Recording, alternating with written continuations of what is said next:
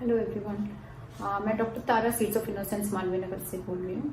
आज मैं बताना चाहती हूँ पीसीओडी के बारे में कुछ।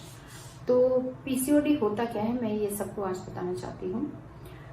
सबसे पहले पीसीओडी के बारे में इन्फॉर्म करने से पहले मैं आप सबको एक चीज बताना चाहती हूँ कि हमारे अंदर अंडे कैसे बनते हैं और उसका किस वजह से हमारे अंदर अंडे बनते हैं और कैसे वो बनते हैं, और फिर हम बात करेंगे पीसीओडी के बारे में। तो सबसे पहले मैं आपको बताना चाहती हूँ, यूट्रस, उसके दोनों तरफ ट्यूब्स होते हैं और उनके साथ दोनों तरफ से अंडेदानी होते हैं। तो पीरियड्स के दूसरे दिन से, एक नॉर्मल महिला के अंदर पीरियड के दूसरे दिन से ही अंडा बनने लगते हैं, जो कि हमारे शरीर के अंदर से हार्मोन रिलीज होते हैं, जो हमारे ब्रेन के अंदर से हार्मोन रिलीज होते हैं, जिसको कहते हैं एफएसएच। उस वजह से हमारे दूसरे दिन से ही हमारे ओवरी के अंदर यानी अंडेदानी के अंदर फॉलिकल बनने लगते हैं, जो 2 हफ्ते तक वो बड़े साइज का हो जाते हैं। बढ़ते बढ़ते जैसे वो कुछ पर्टिकुलर साइज के हो जाते हैं, हमारे बॉडी के अंदर एक दूसरे हार्मोन जो कि एलएच कहते हैं, उसको एलएच रिलीज होते हैं, जिस वजह से ओवुलेशन होता है। ओवुलेशन मतलब अंडा बाहर निकल जाना। उस टाइम फर्टिलाइजेशन पीरियड होता है, और जब फर्टिलाइजेशन होता है तो पीरियड यूट्रस के अंदर एक लाइन फॉर्म होना शुरू हो जाता है, जो कि एम्ब्रियो इम्प्लांटेशन के लिए वो रेडी करते हैं अपने। तो अगर फर्टिलाइजेशन होता है तो वो एम्ब्रियो 4 या 5 दिन के अंदर ट्यूब से निकल के वो यूट्रस के अंदर इम्प्लांट हो जाता है। अगर लेकिन प्रेगनेंसी नहीं होता है तो ये लेयर निकल जाते हैं और पीरियड्स की तरह हमें आता है, मतलब उनके अंदर होता है। लेकिन पीसीओडी में क्या होता है कि पीसीओडी में दोनों अंडदानी के अंदर बहुत छोटे बहुत सारे फॉलिकल्स होते हैं, जो कि एक माला की तरह आपको दिखेगा इस तरह से अल्ट्रासाउंड में, छोटे दोनों तरफ होते हैं। वो ये किस वजह से होता है? ये इसलिए होता है कि हमारे बॉडी के अंदर जो एफएसएच और एलएच के हार्मोन होते हैं, इनकी इम्बैलेंस हो जाती है। एलएच हार्मोन बहुत हाई लेवल पे हो जाते हैं, जिस वजह से ये पॉलीसिस्टिक ओवरीज बन जाते हैं। और ये इस पॉलीसिस्टिक ओवरी की वजह से इसमें अंडा नहीं बन पाते, या इनकी ग्रोथ ऑप्टिमल साइज तक नहीं जा पाते, जिस वजह से एग फॉर्मेशन नहीं हो सकता है। और ऐसे पेशेंट्स को क्या क्या प्रॉब्लम हो सकता है? इन पेशेंट्स को एक्चुअली क्या क्या प्रॉब्लम्स हो सकता है मैं आपको बता रही हूँ। पॉलीसिस्टिक ओवरियन पेशेंट्स को इरेगुलर पीरियड्स होते हैं, और वेट गेन होता है। वो इसलिए होता है कि इंसुलिन रेजिस्टेंस हो जाते हैं। पैंक्रियास इंसुलिन जो रिलीज करते हैं, उस वजह से शुगर के डिपॉजिट्स बहुत ज्यादा होते हैं, जो कि फैट डिपॉजिट की तरह हो जाते हैं बॉडी के अंदर। इस वजह से वेट गेन होता है। हार्मोनल इम्बैलेंस की वजह से वेट गेन हो जाते हैं। एंड्रोजन हार्मोन्स की वजह से कुछ फेस पे इफेक्ट होता है, लाइक ऑयली फेस, एक्ने, और facial hair growth, thick hair growth, beard, stomach पे हेयर ग्रोथ, हाथ पैरों में, शरीर पे बाल आना, बहुत सारे घने।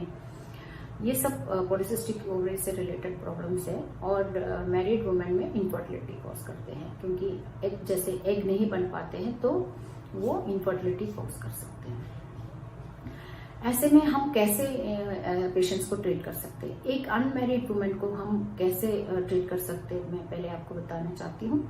और एक अनमैरिड फीमेल जिसको पीरियड्स के प्रॉब्लम होते हैं, मतलब 3-4 महीने में एक बार पीरियड्स होते हैं, उनको हम हार्मोनल पिल्स से इसको रेगुलेट कर सकते हैं, जो कि हम आपको देना चाहिए 3 to 4 months तक, या फिर मे बी 6 months, तो to regulate the system, hormonal balance. और इनको वेट का ध्यान रखना पड़ेगा। इनको कुछ एक्सरसाइज करने होंगे, जो कि वेट मैनेजमेंट प्रोग्राम के अकॉर्डिंगली इनको वेट मैनेज करना होगा। और diet plan strictly to sugar contents और कार्बोहाइड्रेट कंटेंट्स आपको कम करना पड़ेगा।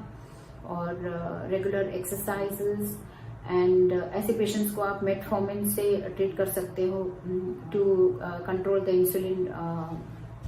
Insulin levels. और इस तरह से आप अनमैरिड वुमेन को ट्रीट कर सकते हो। और एक मैरिड कपल जो कि कंसीव करने की कोशिश करते हैं उनको एग्रेसिवली आपको ट्रीट करना पड़ेगा, क्योंकि ऐसे patients can have long standing infertility and anovulatory cycles जहाँ पे एग रिलीज नहीं होता है, उनको आपको एग्रेसिवली ट्रीट करना पड़ेगा। ऐसे पेशेंट्स को आप पहले आईयूआई ट्राई कर सकते हो, या फिर फॉलिकुलर मॉनिटरिंग के साथ इनको आप नेचुरल कंसेप्शन के लिए काउंसिल कर सकते हो। Ovulation induction drugs like clomiphene citrate या फिर लेट्रोस, गोनाडोट्रोपिन से आप इनको फॉलिकल स्टिमुलेट कर सकते हो by monitoring the follicles, size of the follicle and give a trigger to for the ovulation and to do a IUI. You have to do several cycles of IUI. आपको कुछ cycles, कुछ महीने तक IUI कई बार करना पड़ता है, क्योंकि कई बार ऐसा होता है कि क्वालिटी एक की क्वालिटी नहीं अच्छी होगी, जिस वजह से प्रेगनेंसी नहीं हो पाती है, या फिर ओवम रिलीज नहीं होते, जो कि हम सिर्फ फॉलिकल को मॉनिटर कर सकते हैं, और इनके अंदर जो एग होते हैं वो हम स्कैन से नहीं देख पाते हैं।